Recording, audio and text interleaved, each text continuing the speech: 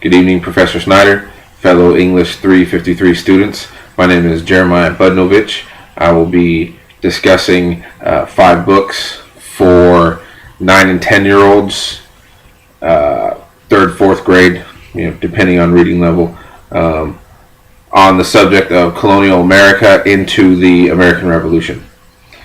This is an important period of time that I believe children need to understand. I don't think there's enough emphasis on politics within the American system, and politics is the way a civilized country actually gets things changed. It's important to know politics, especially in today's day and age when social media can have such a huge effect. One person can have an impact politically, and more needs to be understood. So for the first book, and it's a series of 3 very well written books. It was If You Lived in Colonial Times by Anne McGovern, illustrated by June Otani. I know I realize it's backwards, but there's the cover.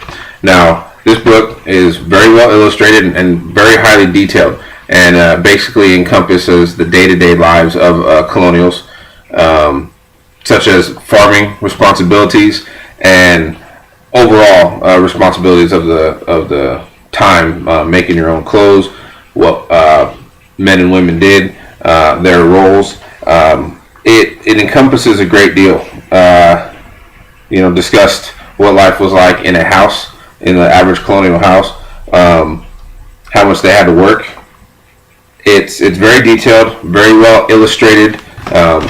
It's not too young, but I mean, there you can see it's very well illustrated on each each page. It's good read for kids. The next one is If You Lived at the Time of the American Revolution. Now this book does a good job of explaining the causes and effects of the American Revolutionary War and how America was won. It covers such questions like, it'll ask, in bold, it'll say, did any women or children fight in the Continental Army? Just discovers or talks about a wide range of topics. Difference between patriots and loyalists during the Revolutionary War. Third in the series is If You Were There When They Signed the Constitution. Now this is actually the most political of the 3 books, but it does a very good job of helping kids to understand political questions. For example, why is the president elected for 4 years? All right, so I mean, they have illustrations that they can look at and read, and then it discusses Alexander Hamilton suggests that the president be elected for life. That idea sent some of the delegates screaming that he wanted to set up a king, just what they didn't want to happen. So, I mean, it gives details about that information, and then who would make the laws, Congress or the president. Now, I like these books because it's able to introduce questions in a way for children to understand. It takes both Congress and the president to make a law. There are a lot of checks and balances built into the system.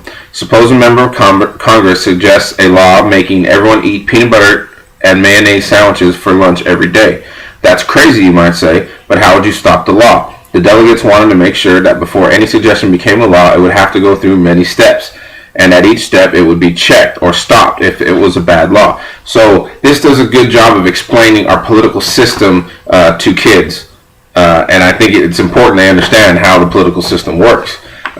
Next, as a proud American, as one who overthrew their oppressors, one of the unique countries in the world where we overthrew an empire and established an empire. It's important to talk about those revolutionary times and periods, and this book is What Was the Boston Tea Party? It goes into very, very vivid detail about the Boston Tea Party evening and the politics that went around that. But very entertaining read, well illustrated for kids to look at, and pictures associated with facts often help. The last, probably my favorite one, is the historical history perspective books, the Boston Tea Party. This is a primary source. It's very interesting. There's 3 different views of the same event. Chapter 1 is Anne Clerk. She was a colonial merchant's wife, someone who was loyal to the crown. One of the loyalists spoke in Revolutionary War times.